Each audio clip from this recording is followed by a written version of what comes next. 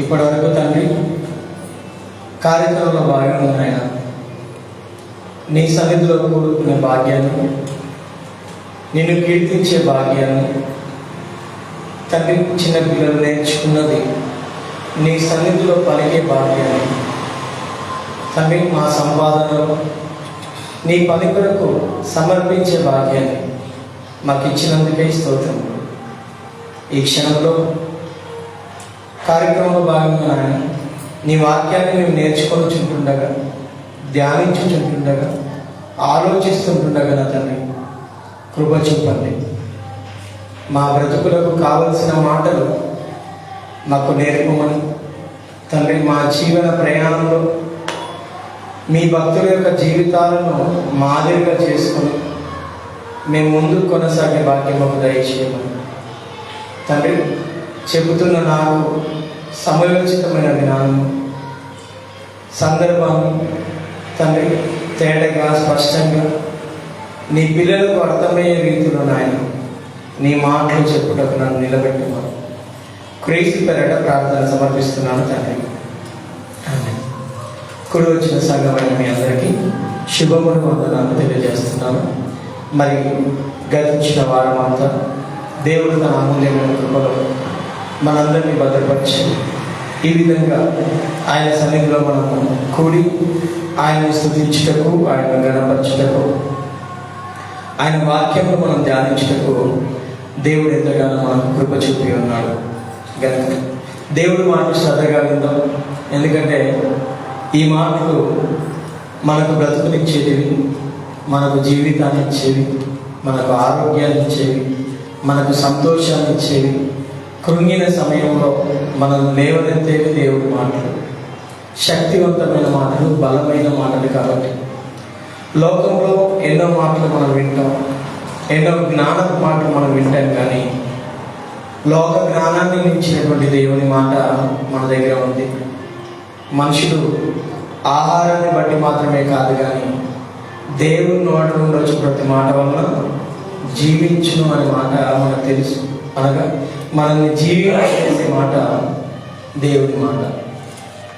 భూమి మీద బ్రతుకుతున్నటువంటి ఈ బ్రతుకులో మన ప్రయాణంలో దేవుడిచ్చిన ఈ ఆయుష్ కాలంలో మనం ముందుకు కొనసాగుతున్నప్పుడు మనం ఎలా ఉండాలి, ఎలా జీవించాలి, మనం ఎలా జీవిస్తే దేవుడు సంతోషిస్తాడు, మనం ఎలా బ్రతుకుతే దేవుడు పరలోకాన్ని మనకి ఇస్తాడు అనే కోణంలో మనము ఆలోచించాలి. లోకంలో అనేకులు బ్రతుకుతున్నారు, అనేకులు జీవిస్తున్నారు. మనము బ్రతుకుతున్నాం, మనము జీవిస్తున్నాం.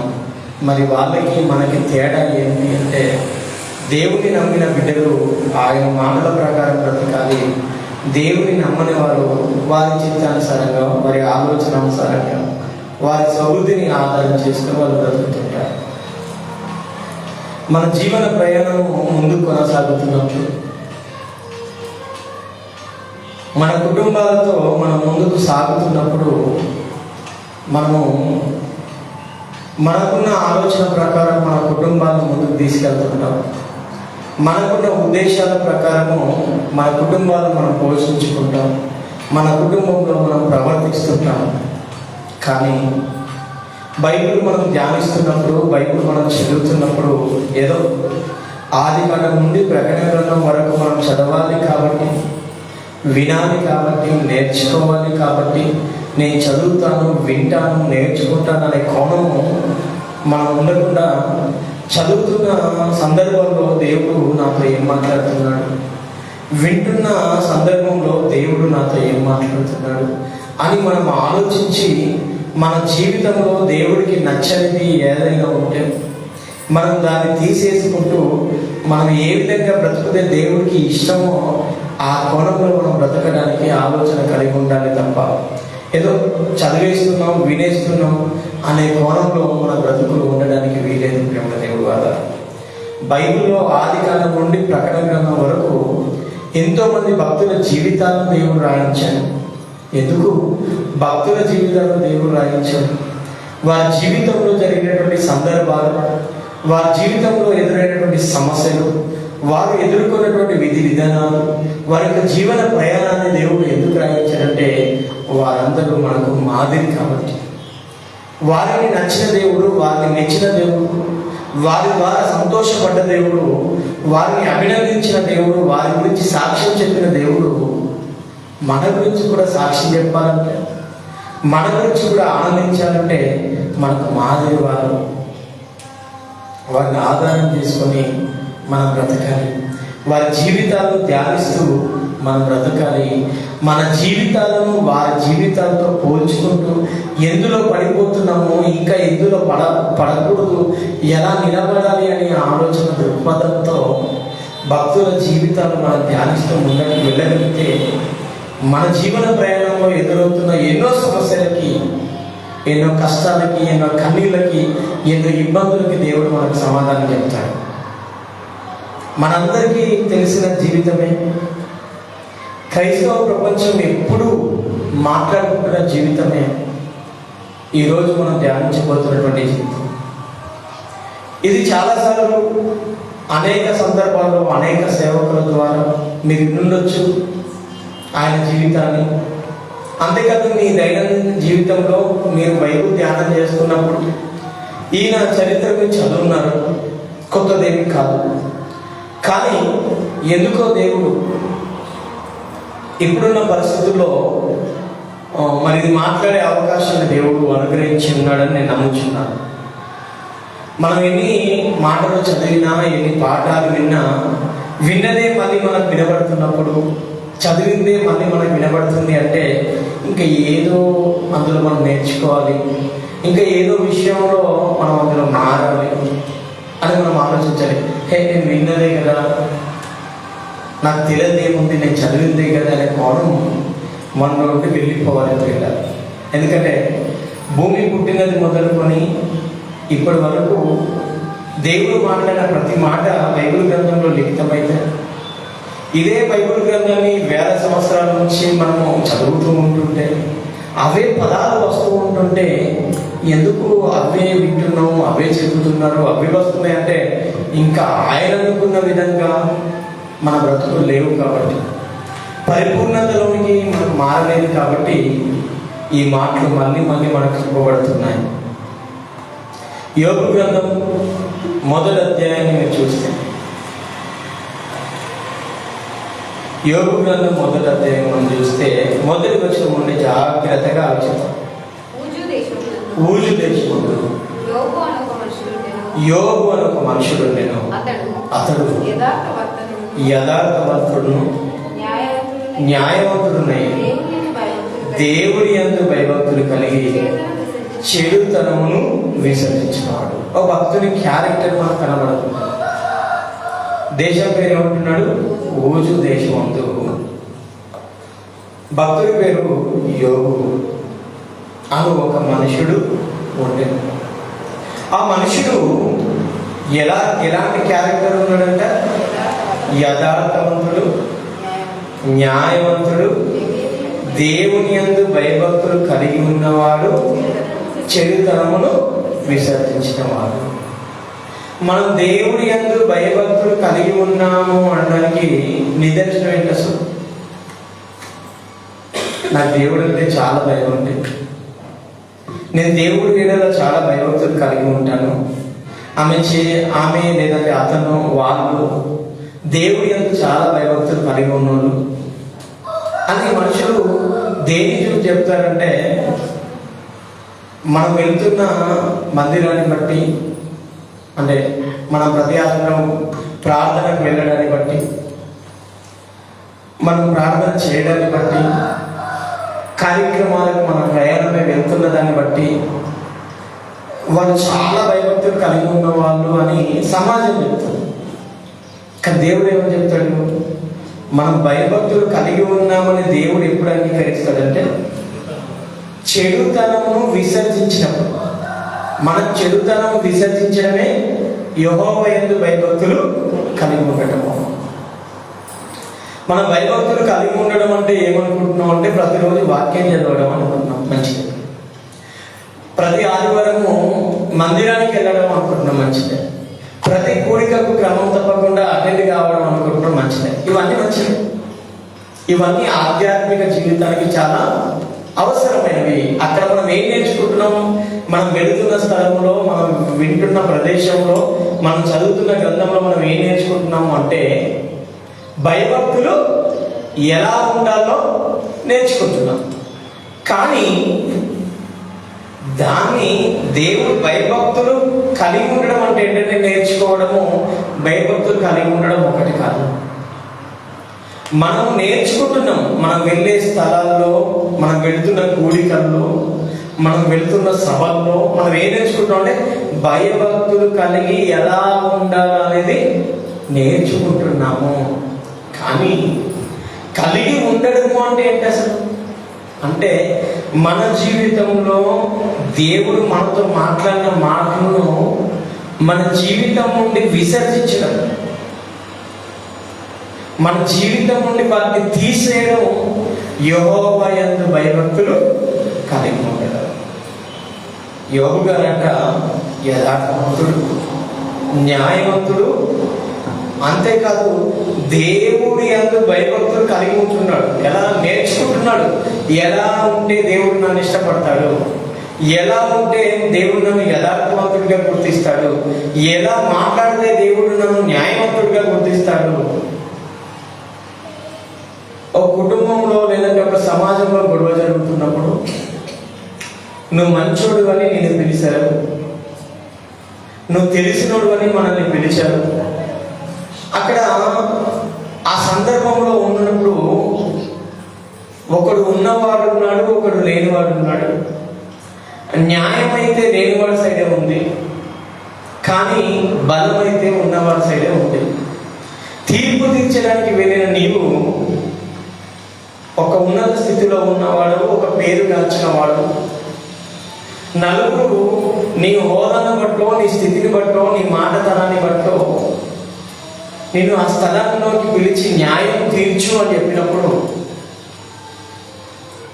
ధనాన్ని బట్టి, జనాన్ని బట్టి, మాట బలాన్ని బట్టి తీర్పు తీర్చక యథార్థంగా ఏది అబద్ధమో, ఏది సత్యమో, ఏది న్యాయమో, ఏది అన్యాయమో ఉన్నది ఉన్నట్టుగా నువ్వు తీర్పు తీర్చి వచ్చిన రోజు న్యాయవంతుడవు అని దేవుడు సాక్ష్యం ఇస్తాడు.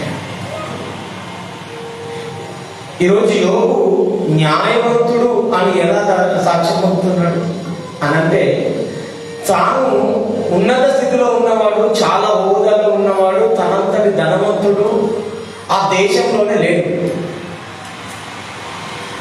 ఆయన యొక్క స్టాటస్, లోకానుసారమైనటువంటి ఆయన జీవితాన్ని మనం చూస్తే 3వ వచనంలో అతనికి 7,000 గొర్రెలను, 3,000 ఒంటెలను, 500 జతల ఎడ్లను, 506 గాడిదలను కలిగి బహుమంది పనివారు అతనికి ఆస్తిగా ఉండేది కనుక తూర్పు దిక్కు జనులందరిలో అతడే గొప్పవాడుగా ఉన్నాడు. తూర్పు దిక్కు జనులందరిలో అతడు ఎలా ఉన్నాడంట? గొప్పవాడిగా ఉన్నాడు. ఇప్పుడు ఆయన న్యాయం తీర్చడానికి పిలుస్తాడు ఎవరైనా. మన ఇంట్లో సమస్యలు వచ్చినప్పుడు, మన కుటుంబాల్లో సమస్యలు వచ్చినప్పుడు, మన సంఘంలో సమస్యలు వచ్చినప్పుడు, సమాజంలో సమస్యలు వస్తున్నప్పుడు ఎవరిని పిలుస్తాం? ఎవరిని పడితే వాళ్ళు మనం ఎవరిని పిలుస్తాం? లోకంలో ఎవరు చెబితే న్యాయం జరుగుతుందని పిలుస్తాం కదా. ఇప్పుడు యోబు గారిని పిలిస్తే ఆయన ఎలాంటి తీర్పులు తీర్చాడట? న్యాయవంతుడై ఉన్నాడు. అంటే తీర్పులు ఎలా తీర్చాడంటే న్యాయంగా తీరుస్తాడు.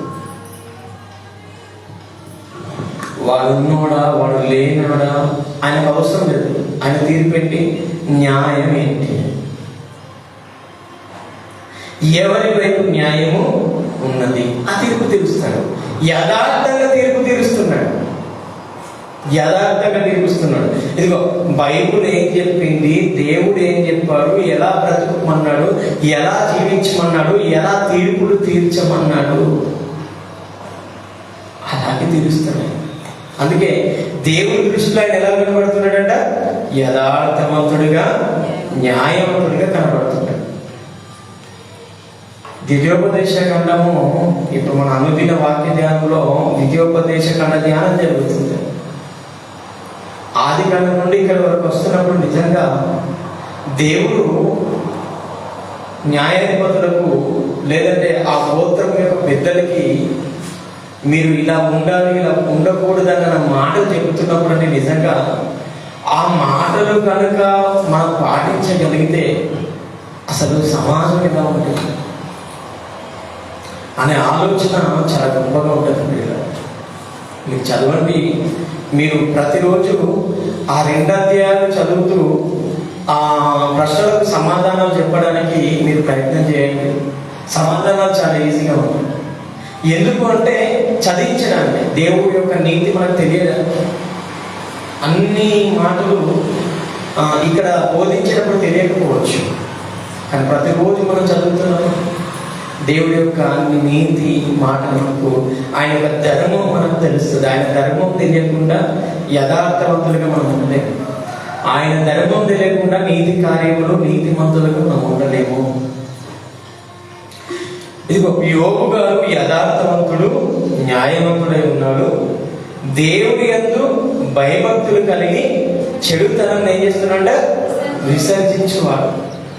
ఉందా మన జీవితంలో యథార్థత? ఉందా మన జీవితంలో న్యాయం? ఉందా మన జీవితంలో చెడుతనమును విసర్జించడం? ఎన్ని చెడు అలవాట్లు మన నుండి మనం విసర్జించాం? ఎంతమందికి న్యాయమైన తీర్పులు చెప్పాము? ఎంతమందికి న్యాయంగా మనం మాట్లాడాము? హోదాను బట్టి, స్థితిగతులను బట్టి, ధనాన్ని బట్టి, పేదరికాన్ని బట్టి మనం ఏమైనా మాట్లాడామా? మనం ఎలా ఉన్నామని మనం ప్రశ్నించుకుంటే యోబు ముందు తగ్గట్లో మనం సరిగా కనబడము. ఎందుకంటే మనుషులు అనేక విషయాల్లో మనం తప్పిపోతూ ఉండే వాళ్ళమే. కానీ యోబు దేవుడి ఎదుట కనుక మనల్ని యోబుని నిలబెడితే యోబు ఎలా కనబడుతున్నాడు? యథార్థవంతుడుగా. ఎలా కనపడుతున్నాడు? న్యాయవంతుడుగా. ఎలా కనపడుతున్నాడు? దేవుడి యందు భయభక్తులు కలిగి చెడుతనము విసర్జించే వాడికి కనబడుతున్నాడు. ఆయన ఎలాంటి స్థితిలో, ఏ పొజిషన్లో ఉండి ఇవన్నీ కాపాడుకుంటున్నాడంటే తూర్పు దేశంలో ఉన్న వారందరికంటే కూడా ఆయన గొప్ప. అనుకోకుండా మనకు లక్కీ డ్రా కలిగిన ఆ 10 లక్షలు మన చేతిలో ఉన్నాయన్నమాట. ఇక మనల్ని ఎవరు ఆపలేరు. మన మాటలకు, మన ఆలోచనలకు, మన ఉద్దేశాలకు, మనం చేసే పనులకు అసలు మనం ఎవరికి దొరకనంత స్థితిలో మనం వెళ్ళిపోతుంటాం. మనుషులు, మనం అంటే మనమే కాదు, మనుషులందరూ. నేను ఎప్పుడు కూడా మనుషులందరితో భక్తులతో పోల్చాను. ఒక వ్యక్తి జీవితాన్ని కాకుండా మనుషులందరినీ బైబిల్లో రాయబడిన భక్తుల జీవితంలో పోల్చగలిగితే వారు ఒక సైడ్ అవుతారు, మనుషులందరూ ఇంకో సైడ్ అవుతారు. ఎందుకంటే వారు వాళ్ళకు ఉన్నటువంటి స్థితిగతులు, వాళ్ళకు ఉన్నటువంటి ఐశ్వర్యము, వాళ్ళకున్న ధన సంపద, వాళ్ళకున్న ఖ్యాతి ఏంటంటే మనం 10 మంది నిలబడ్డా వారి ఆస్తిపాస్తులకు మనమేమి సరిపోము. ఈరోజు మన ఇళ్లలో గొర్రెలు కాసుకునే వారి ఇళ్లలో 20, 30, 50 గొర్రెలు ఉండొచ్చు. అంటే ఒక దాంట్లో మనము ఒక స్థితిలోనే ఎదిగిన వారమే ఉండొచ్చు.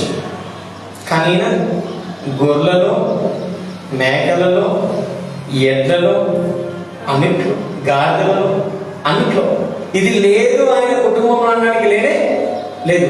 మన జీవితంలో ఏదో ఒకటే ఉంటుంది ప్రేమ లేవవారు. కానీ ఆయన జీవితంలో అన్నిటి స్థితిలో, అన్నిటి విషయంలో ఆయన ఎలాంటివాడుగా ఉన్నాడు? ఉన్నతుడిగా ఉన్నాడు. అంతేకాదు ఆయనకు చాలా మంది, బహుమంది పనివారు ఉన్నారంట. అవన్నీ కూడా ఆయనకు ఆస్తిగా ఉన్న ఆయన మాత్రం దేవుడి దగ్గర ఎలా ఉన్నాడంటే యథార్థంగా, న్యాయంగా, చెడుతనాన్ని అసహించుకుంటూ తన భక్తిని కట్టుకునే ఒక దీనుడుగా కనబడుతుంది. మన దగ్గర ఏం లేదు అసలు. ఆయన బట్టి మనం పోల్చుకుంటే ఆయన పాద ధూళి కూడా మన జీవితాలు సరే. కానీ మనం ఎలా ఉన్నాం దేవుళ్ళు? ఓ రోజు యథార్థత మన జీవితంలో కనబడితే ఇంకో రోజు కనబడదు. ఒక రోజు మన జీవితంలో న్యాయం కనబడితే ఇంకో రోజు కనబడదు. ఒక రోజు భక్తి కనబడితే ఇంకో రోజు మన జీవితంలో భక్తి కనబడదు. అంటే మనం ఎప్పుడు పడుతూ లేస్తుండే బతుకులే మనవి. కానీ యోగు గారి బతుకు ఏంటంటే ఆయన ఎప్పుడు దేవుడి దృష్టిలో యథార్థవంతుడే, న్యాయవంతుడే, చెడుతనాన్ని విసర్జిస్తున్న వాడే. మనం బాప్తిజం తీసుకున్న తొలి నాళ్ళలో మన జీవితాలు బాగుంటాయి. సంవత్సరాలు మారుతున్న కొద్దీ మన జీవితంలో భక్తి అనేది కోల్పోతాం. కానీ యోగల కాదు, ప్రేమ దేవుడు యోగల కాదు. ఇంకా ఇదొకటే కాదండి, ఆయన జీవితంలోకి మనం ముందుకెళ్ళి చూడగలిగితే 4వ వచనం చూడండి. అతని కుమారులందరూ వంతుల చొప్పున అనుదినము ఒకరికొకరు తమ తమ ఇళ్లలో విందు చేయనై కూడినప్పుడు తమ ముగ్గురు అక్క చెల్లెళ్ళు తమతో కలిసి అన్నపానములు పుచ్చుకొనవలనని వారిని పిలిపించుచు వచ్చిరి. వారి ఇంకా యోగు గారు ఎలా ఉన్నాడో చూడండి. ఆయన కుటుంబంలో ఆయనకు పుట్టిన కుమారులందరూ కూడా కలిసిమెలిసే ఉన్నారు. పెద్దోడింట్లో విందు జరిగినప్పుడు అన్న, అక్క, చెల్లె బంధువులందరినీ పిలుస్తున్నాడు. అలా ఆయనకి ఎంతమంది అయితే కుమారులు ఉన్నారో వారందరినీ వాళ్ళ ఇంట్లో విందులు జరుగుతున్నప్పుడు వారి బంధుత్వాలు అందరినీ పిలుచుకుంటున్నారు. వాళ్ళు చక్కగా ఆప్యాయంగా ఒక బంధంగా ఒక కుటుంబంగా కలిసి సంతోషంగా జీవిస్తున్నారు. అంటే ఇప్పుడు తండ్రి ఏ పొజిషన్ లో ఉన్నాడు యోగు గారు? వారి కుటుంబం ఎలా ఉంది అంటే అందరూ కన్నులెత్తి చూసే విధంగానే వారి కుటుంబాలు ఉన్నాయి. ఈరోజు మన మానవ జీవితంలో మన కుటుంబాలు ఎలా ఉన్నాయి? మనం ఎవరి పండుగల్లో ఎవరి ఇళ్ళకి వెళ్ళాము, ఎవరు మన పండుగల్లో మన ఇళ్ళకి రా. మనం ఎవరింటి విందులకు వెళ్ళాము, మన ఇంటి విందుకి ఎవరిని రా. ఎందుకంటే అలా అసూయలు పెరిగిపోయినాయి, అలా కక్షలు పెరిగిపోయినాయి. ఒకరంటే ఒకరు పడలేని స్థితిలో అన్ని కుటుంబాలు చిందరవందరగా చినిగిపోయిన విధంగా మన కుటుంబాలు అన్నీ ఉన్నాయి. ఇప్పుడు యోగు గారితో మనం పోల్చుకోవడానికి ఎందులోనైనా అవకాశం ఉందా? యథార్థతలో మనకు లేదు,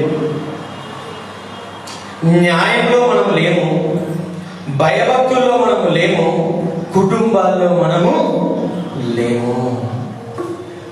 ఇప్పుడు ఇంకా యోగు గారి యొక్క జీవితాన్ని మనము ఇంకొద్దిగా ముందుకెళ్ళి చూస్తే 5వ వచనంలో వారి వారి విందు దినమును పూర్తి కాగా యోగు తన కుమారులు పాపము చేసి తమ హృదయంలో దేవుణ్ణి దూషించుదేమో అని వారిని పిలువనంపించి వారిని పవిత్రపరిచి అరుణోదయమున లేచి వారిలో ఒక్కొక్కరి నిమిత్తమైన దహన బలి అర్పించుచు వచ్చారు.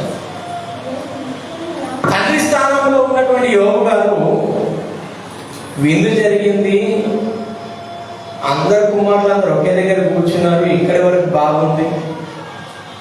అక్క చెల్లెలను పిలుచుకున్నారు, ఇక్కడి వరకు బాగుంది. వీళ్ళు సంతోషంలో ఏమైనా నోరు జారి దేవుణ్ణి ఏమైనా ఒకవేళ చక్క చేశారా? ఒకవేళ వీరికి ఉన్నటువంటి ఈ స్థితిలో వీరికి ఉన్నటువంటి ఆనందాలను బట్టి, వీరికున్న సంతోషాలను బట్టి, వీరికున్న ఆస్తిపాస్తులను బట్టి వారున్న ఆనందంలో దేవుణ్ణి మర్చిపోయి ఒకవేళ హృదయంలో ఏమైనా దూషించారా అని ఎవరు ఆలోచిస్తున్నారు? తండ్రి స్థానంలో ఉన్న యోగు గారు ఆలోచిస్తున్నారు. ప్రతి కుటుంబంలో ఉన్న తండ్రి ఏం ఆలోచించాలి? ఈరోజు మన ఇంట్లో విందు జరిగినా, మన ఇంట్లో ఏ కార్యం జరిగినా, నా గర్భాన పుట్టిన పిల్లలు పొరపాటుగా, లేదంటే నేను కట్టుకున్న భార్య అయినా, లేదంటే నా కుటుంబంలో ఉన్నవారైనా పొరపాటుగా వారి హృదయంలో దేవుణ్ణి ఒకవేళ దూషించారేమో అని అరుణోదయంలో లేచి ఏం చేయాలట? వారిని బట్టి ఈయన ఏం చేయాలి? ప్రార్థన చేయాలి. అప్పుడు బలులు అర్పించలేదు, ఇప్పుడు మనం బలి అర్పించడం ఏ విధంగా అర్పించగలుగుతాం? అయ్యా, నువ్వు నాకు ఇచ్చిన కుటుంబంలో నా భార్య కానీ, నా తల్లిదండ్రులు కానీ, నా పిల్లలు కానీ నీకును పరలోకానికి వ్యతిరేకంగా ఒకవేళ బ్రతుకుతున్నారేమో, లేకపోతే వాళ్ళ హృదయంలో నిన్నేమైనా దూషిస్తున్నారేమో అని ప్రతిదాన్ని ఏం చేయాలట? ప్రార్థన చేయాలంట. ఎప్పుడు? ఉదయమున, అరుణోదయమున. ఇప్పుడు క్రైస్తవ ప్రపంచంలో ఎంతమంది తండ్రులు ఉదయమున లేచి, అరుణోదయమున లేచి ప్రార్థనలో ఈరోజు ఒకవేళ ఇప్పటి వరకు నా కుటుంబం నిన్ను ఏమైనా దూషించిందేమో అని, దూషించారో లేదో తెలియదు ఇంకా యోబు గారికి వారి పిల్లలు దూషించారో లేదో అసలు తెలియదండి. కానీ ఈయనే ఆలోచిస్తున్నాడు ఏమని? పొరపాటున వాళ్ళు ఏమైనా దూషించారేమో అని ఏం చేస్తున్నాడంటే అరుణోదయంలో లేచి ఆయన బలి అర్పిస్తున్నాడు. అంటే తండ్రి బాధ్యత ఏంటి? ఇదిగో నా పిల్లలు కానీ, నా కుటుంబీకులు కానీ తెలుసో తెలియకో ఇదిగో దేవుణ్ణి వారి హృదయంలో ఏమైనా తక్కువ చేశారేమో అని ఆయన ప్రార్థనలో వీరి గురించి జ్ఞాపకం చేసుకోవాలట. తండ్రి బాధ్యత. ఎందుకు ఈయన జ్ఞాపకం చేసుకోవాలి అని అంటే, భార్య తప్పు చేసిన భర్తనే అడుగుతాడు దేవుడు, పిల్లలు తప్పు చేసిన భర్తని అడుగుతాడు దేవుడు. ఇప్పుడు యోబు భార్య తప్పు చేసిన దేవుడు యోబుని అడుగుతాడు, యోబు పిల్లలు తప్పు చేసిన దేవుడు యోబుని అడుగుతాడు, యోబు కుటుంబంలో ఎవరు తప్పు చేసిన దేవుడు ఎవరిని అడుగుతాడంటే యోబుని అడుగుతాడు. అలా ఎలా అడుగుతాడు?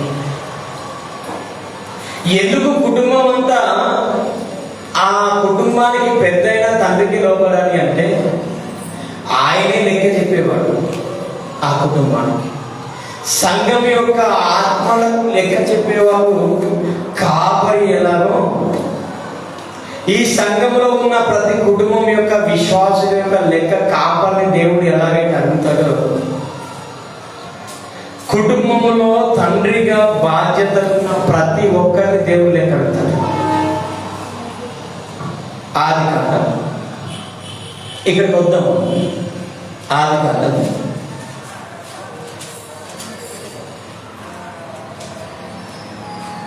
3వ అధ్యాయం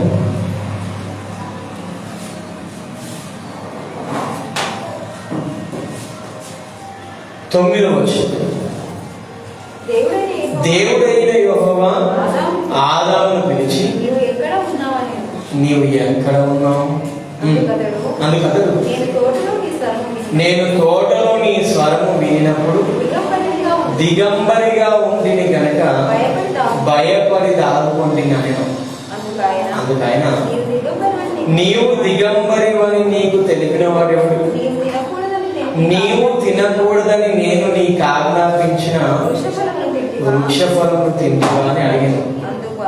అందుకు ఆదాము, నాతో ఉండుటకు నీవు నాకు ఇచ్చిన ఈ స్త్రీయే ఆ వృక్ష ఫలములు కొన్ని నాకు ఇయ్యగా నేను తింటిని అని. ఏమర్థమైంది ఇక్కడ మీకు? ఇక్కడ ఏమర్థమైంది?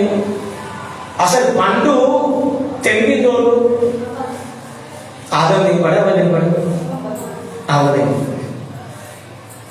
తప్పు చేసింది ఎవరు ఇక్కడ? ఆదాం గారా? అవునా? మొదట అవే. సాతాను మొదట లొంగిపోయింది ఎవరు? అవే. అవ్వ చేసిన తప్పుకు మొదట ఆమె చేసిందని కూడా దేవుడికి తెలుసా తెలీదా? తెలుసు. అవ్వ తప్పు చేసిందని, సాతాను మాట విన్నదని, ఫలము తెప్పిందని దేవుడికి సమస్తం తెలుసు. ఆయనకు మరుగై ఉన్నది ఏది కూడా లేదు. కానీ ప్రశ్న ఎవరికి వచ్చింది ఇప్పుడు? ఎందుకు? డైరెక్ట్ అవ్వ ఏం చేసావు నువ్వు? ఏం చేసావు నువ్వు? ఎందుకు ఇలా చేసావు? నీకు నేను చెప్పాను కదా పండు తినద్దని, నువ్వెందుకు తిన్నావని అవ్వని అడగట్లే. తప్పు చేసిన అవ్వని అడగకుండా ఎవరిని అడుగుతున్నాడు అంటే ఆ ఇంటికి యజమాని అయినటువంటి తండ్రిని అడుగుతున్నాడు. నీ ఇంట్లో భార్య తప్పు చేసినా నిన్నే అడుగుతాడు, పిల్లలు తప్పు చేసినా నిన్నే అడుగుతాడు. నీ కుటుంబంలో ఎవరు తప్పు చేసినా, ఎవరు దేవుడికి దూరమైనా, ఎవరు దేవుడికి అయిష్టంగా బ్రతికినా, ఎవరు దేవునిలో ఉండకున్నా, మొదటి ప్రశ్న తండ్రి బాధ్యత తీసుకున్న వారికే. అందుకే యోబు గారు ఏం చేస్తున్నాడు? నా కుమారులు ఏమైనా దూషించిరేమో, సంఘంలో ఎవరో తప్పు చేస్తే రెండంతలు శిక్ష ఎవరికి ఇస్తానంటున్నాడు? సేవకుడికి ఎందుకు ఇవ్వాలంట? వీరిని సంఘానికి కాపరిగా ఒక ఆయన నియమించుకున్నాడు. ఈ సంఘానికి ఆయనను తండ్రిగా ఆయన ఉంచాడు కాబట్టి ఇప్పుడు మీలో ఎవరు తప్పు చేసినా లెక్క ఎవరు చెప్పాలి? నేనే చెప్పాలి. ఈ వివిధ సంఘాల్లో ఉన్నటువంటి సంఘ కాపర్లే ఆ సంఘానికి బాధ్యులు. ఇప్పుడు వారి గురించి ప్రార్థన చేయాల్సిన అవసరం, బాధ్యత ఉన్నది. అలాగే కుటుంబంలో ఒక తండ్రి పొజిషన్ నీకు ఉందంటే, ఒక భార్య, నీకు పిల్లలు ఉన్నారంటే వారందరికి తప్పకుండా నీకే లోపడాలి. అంతేకాదు వారందరి లెక్క నువ్వే చెప్పాలి. అలా చెప్పినప్పుడు మాత్రమే దేవుడు ఒప్పుకుంటాడు. ఇక్కడ మన కుటుంబీకులు మన మాటలు వినకున్నా లోపరుచుకోవాల్సిన బాధ్యత మనదే. ఎందుకు? కుటుంబానికి శిరస్సు తండ్రి కాబట్టి, కుటుంబంలో వారందరూ అవయవాలు కాబట్టి. అందుకే ఓ సందర్భంలో దేవుడు అంటాడు కదా, కుటుంబాన్ని ఏలలేని వ్యక్తి సంఘ కాపరిగా ఉండే అర్హత లేదు.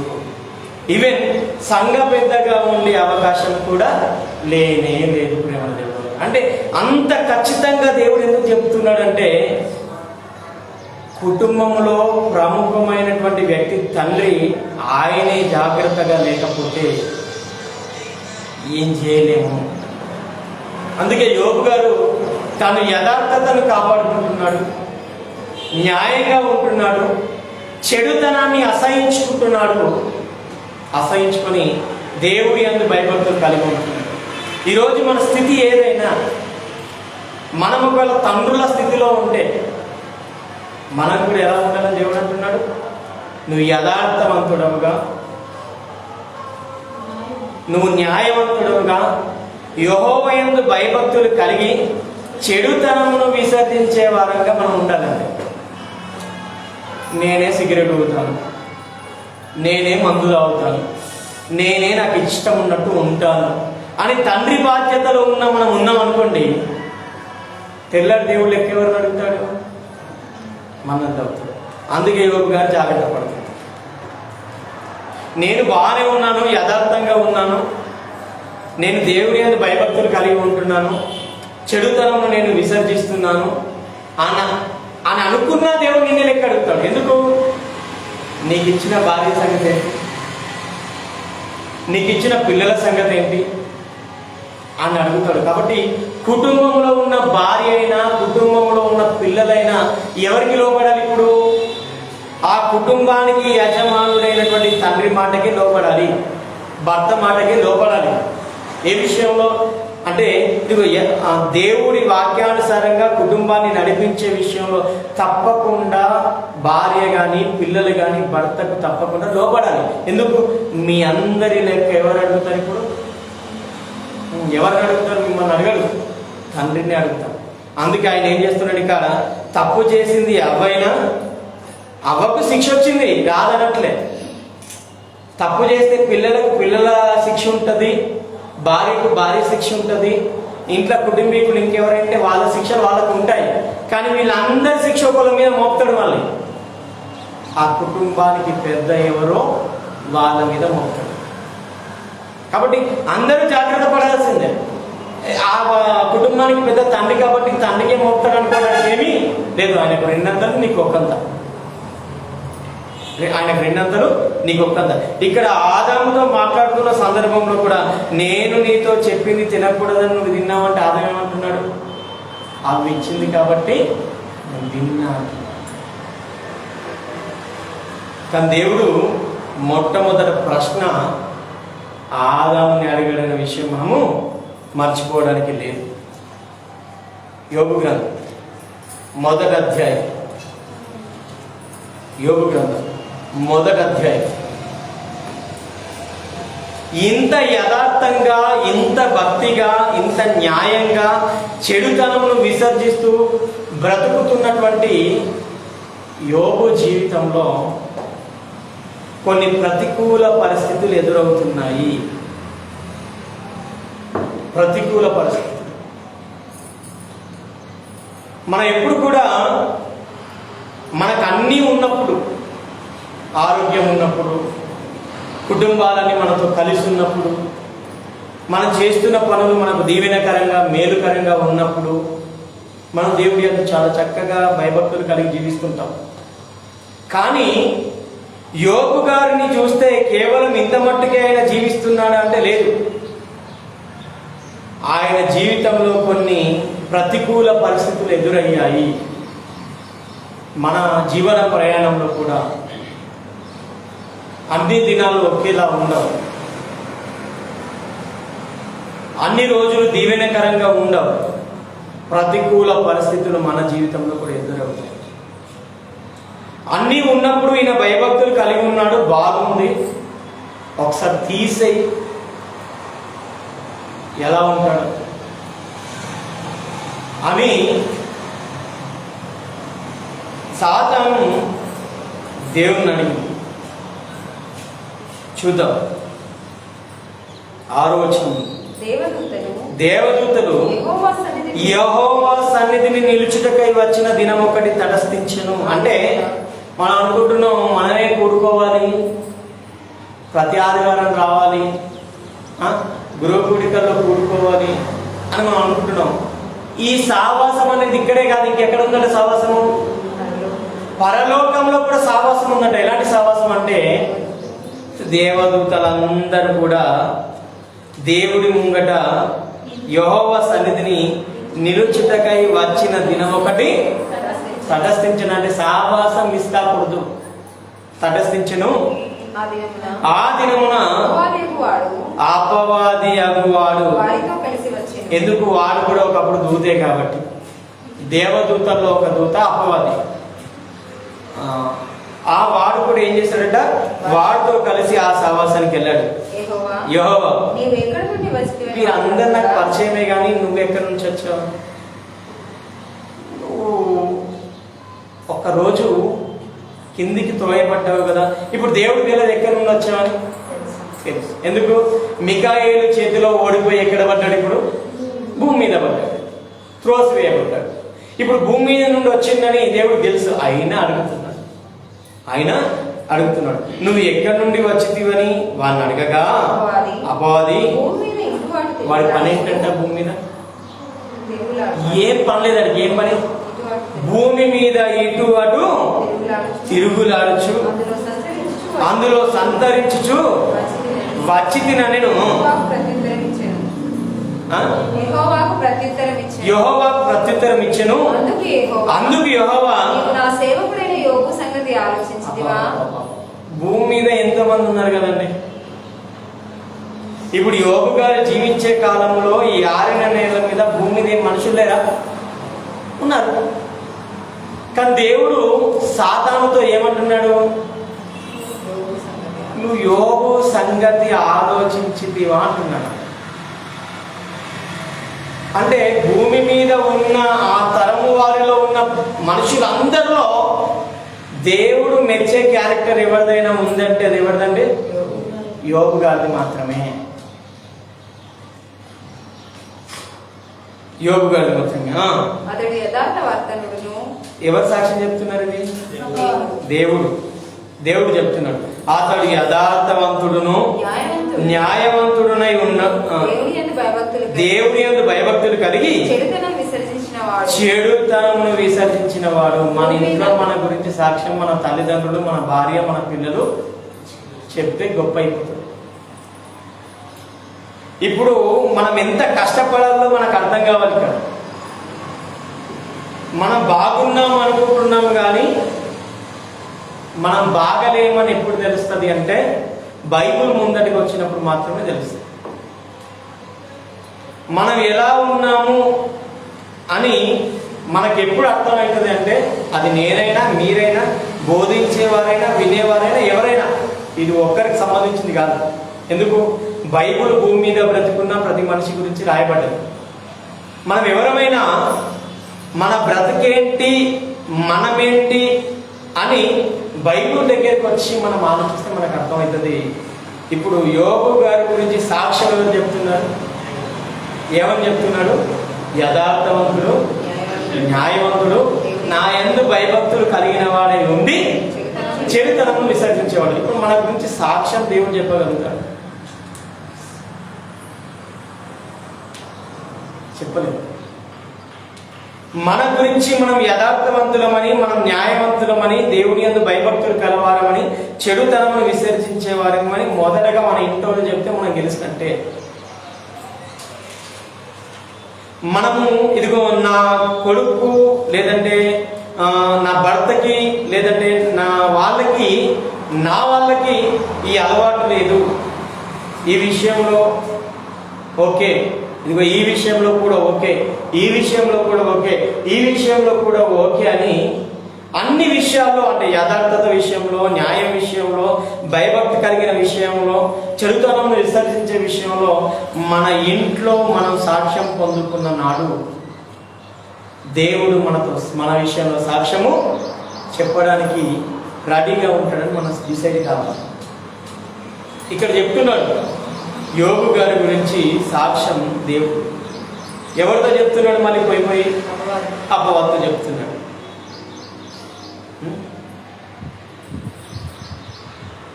మన గురించి అంటే మనం ఎలా బ్రతకాలి, ఎలా బ్రతికితే దేవుడికి ఇష్టమా అనే కోణంలో నేను మాట్లాడుతున్నాను తప్ప మీ జీవితాలు నాకేం తెలియదు.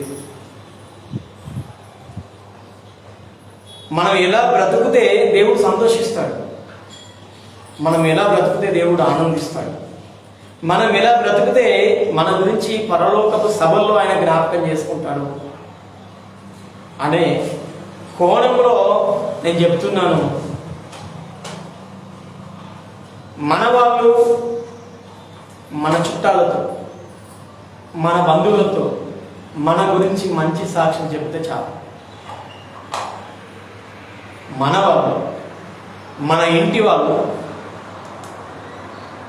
మన కుటుంబీకులే మన గురించి, మన బంధువులతో, మన స్నేహితులతో, మన కమ్యూనిటీ వాళ్ళతో మంచి సాక్ష్యం చెప్పేంత స్థితిలో మన బ్రతుకు ఉండాలి. అలా ఉండడానికి మనం కష్టపడాలి. యోబు గారి గురించి దేవుడు సాక్ష్యం ఎక్కడ చెప్తున్నాడు అంటే దేవదూతల సభలో చెప్తున్నాడు. దేవదూతల సభలో అంటే మనం బ్రతుకును ఎంతగా మనం మలుచుకోవాలో, ఎంతగా మార్చుకోవాలో, ఎంతగా ఇంకా మనం మారాలో, ఎంతగా మనం ఇంకా మారు మనసు పొందాలో బైబిల్ చదువుతున్నప్పుడు మనకు అర్థమవుతుంది. మన సాక్ష్యం మన కుటుంబీకులే చెప్పలేని స్థితిలో మనం ఉంటే ఇంకా మారాలి. మనం వాళ్ళని అసహించుకోవడానికి లేదు. ఎందుకు? వీళ్ళే మన గురించి సాక్ష్యం సరిగా చెప్పినప్పుడు పరలోకంలో ఉన్న దేవుడు దేవదూతల సభలో ఎలా చెప్తాడు?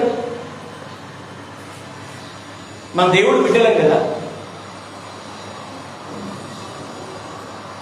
అక్కడ చెప్తున్నాడు ఎవని? యథార్థవంతుడు, న్యాయవంతుడు, దేవుడి యందు భయభక్తులు కలిగి ఉన్నవాడు, చెడుతనమును విసర్జించినవాడు, భూమి మీద అతని వంటి ఎవడు కూడా లేడు అని చెప్పినప్పుడు అని అడగగా అపవాది అప్పుడు అంటున్నాడండి, యోబు ఊరకయే నీ యందు భయభక్తులు గలవాడు ఆయన, నీవు అతనికి అతని ఇంటి వారికి అతనికి కలిగిన సమస్తమునకును మనం ప్రతిరోజు ప్రార్థన చేస్తాం. ఏమని? మా ఇంటి చుట్టూ కంచె వేయి. యోగ గారు ప్రార్థన చేసేటప్పుడు మా ఇంటి చుట్టూ కంచె వేయని మనం అడగాల్సిన అవసరం అసలు లేదు. అయ్యా నా ఇంటి చుట్టూ కంచె వేయండి అని మనం అడగాల్సిన అవసరం లేదు. కంచె ఎలా ప్రారంభమవుతుంది? నీలో యథార్థత పెరుగుతున్నప్పుడు, నీలో న్యాయం పెరుగుతున్నప్పుడు, నీలో దేవుడి యందు భయభక్తులు పెరుగుతున్నప్పుడు, నీలో చెడుతనం విసర్జిస్తూ వెళ్తున్నప్పుడు కంచె పెరుగుతుంది ఆటోమేటిక్గా. మన జీవితంలో యథార్థత అప్పవుతున్నప్పుడు కంచె కూడా అప్పవుతుంది. మన జీవితంలో న్యాయం అప్పవుతున్నప్పుడు కంచె కూడా పెరుగుతుంది. మన జీవితంలో చెడుతనం తగ్గుతున్నప్పుడు అక్కడ కంచె పెరుగుతుంది. ఇదిగో యోబు కుటుంబం చుట్టూ, యోబుకున్న యావదాస్తి చుట్టూ కంచె పెరుగుతుంది. అది కళ్ళకు కనబడే కంచె కాదు, ఎవరు ముట్టలేని కంచెనంటది. ఎవరు ముట్టలేని కంచె? సాతాను ఎంట్రీ కాలేని కంచె. అప్పుడప్పుడు సినిమాలు చూస్తాం, మనం సీరియల్ చూస్తాం. ఒక దయ్యపు శక్తి తన ఇంటిలోకి రాకుండా ఉండడానికి, ఒక దయ్యపు శక్తి మన ఇంటిలోకి, అంటే సమాజం నమ్ముతున్న వారి విషయంలో మాట్లాడుతున్నాను, వారి ఇళ్ళలోకి రాకుండా ఉండాలంటే ఎక్కడో మంత్రించినటువంటి వాటిని ఇంటి చుట్టూ వేస్తుంటారు. ఇది అనుభవమే చాలా మంది జీవితాలు. ఎందుకు? దయ్యం అనేది ఇంటిలోకి ప్రవేశించకుండా ఉండడానికి వాళ్ళు కంచె ఎత్తున్నారు. అది మనకు కనబడదు. మాంత్రించిన మాంత్రజాలికల కంచె. దేవుడు కూడా తన యందు యథార్థంగా, న్యాయంగా, భయభక్తులు కలిగి చెడుతనమును విసర్జించుకుంటే మనం అడక్క ముందే మన ఇంట్లోకి దుష్టుడు ప్రవేశించకుండా ఏం చేస్తాడట? కంచేస్తున్నాడు. అది ఎవరికి తెలుసు? ఇప్పుడు ఎన్నోసార్లు సాతాను ప్రయత్నించింది. ఎందుకు? సాతాను భూమి మీద ఎలా ఉంది? ఇటు అటు తిరుగుచు ఉంది. ఓకేనా? వన్స్ ఎవరికైనా ఐడియా ఉంటే టక్కన తీసేయండి. ఎవరిని మృంగుతున్నా అని ఎక్కడ?